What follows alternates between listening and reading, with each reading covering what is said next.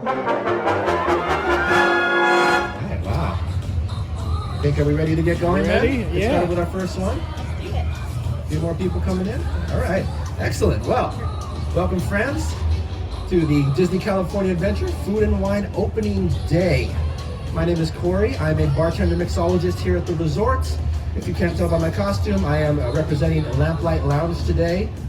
And I am here to do a little mini mixology seminar for you all. If you aren't familiar, the Food and Wine Festival does put on a bunch of wine tasting, mixology seminars.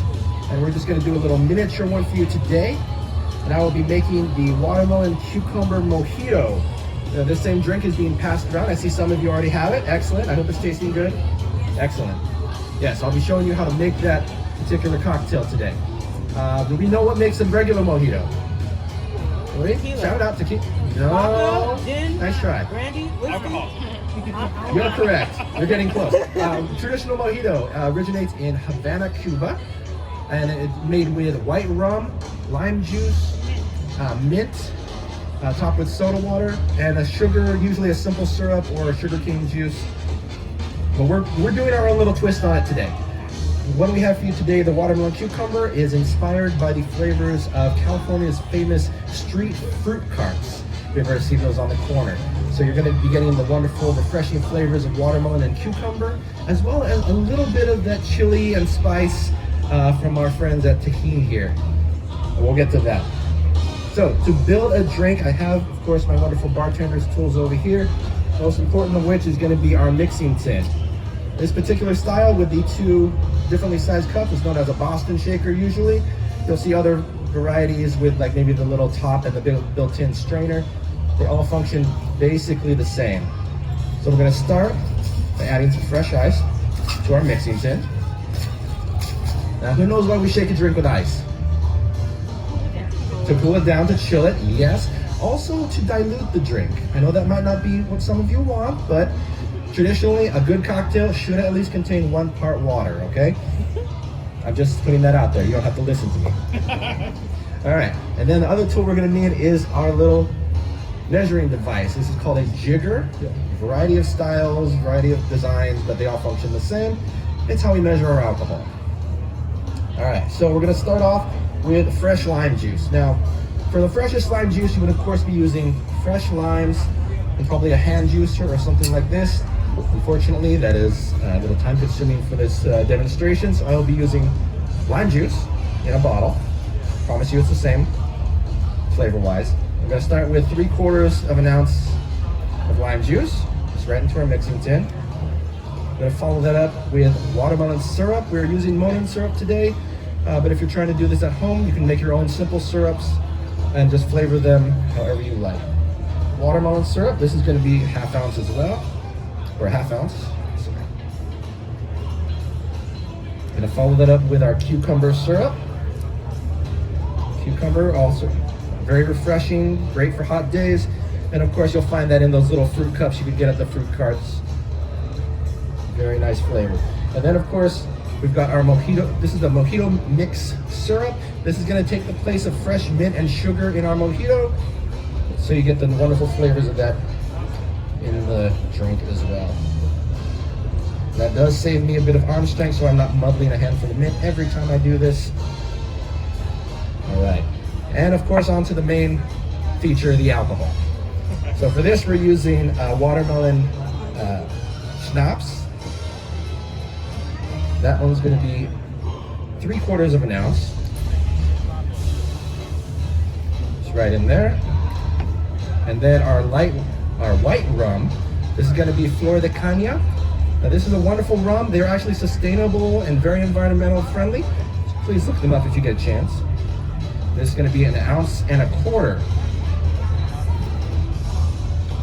All right, so I think that is all our ingredients in the tin. Now comes the fun part, we get to shake it.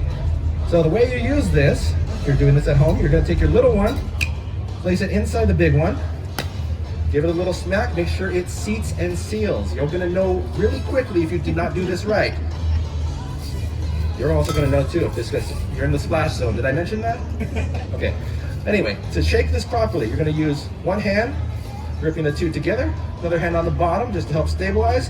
Then you're gonna shake vigorously. You should hear that ice, all those ingredients mixing.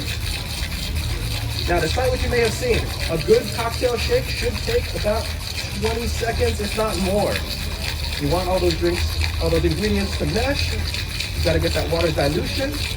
You're also incorporating air into your drink.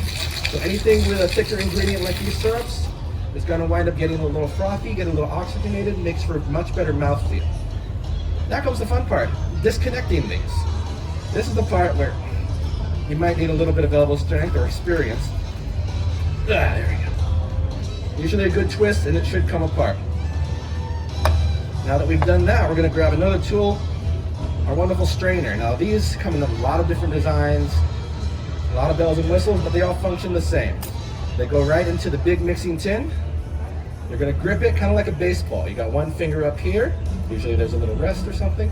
The rest of your finger is on the back, thumb on the front. Oh, I almost forgot one thing. We're gonna put fresh ice in our cup. A good bartender always does a drink over fresh ice because all the ice in here has hopefully been diluted a bit. And then you're just gonna turn your wrist and there is our wonderful cocktail. Almost ready to go. We're not quite done because a good mojito also gets topped with soda water.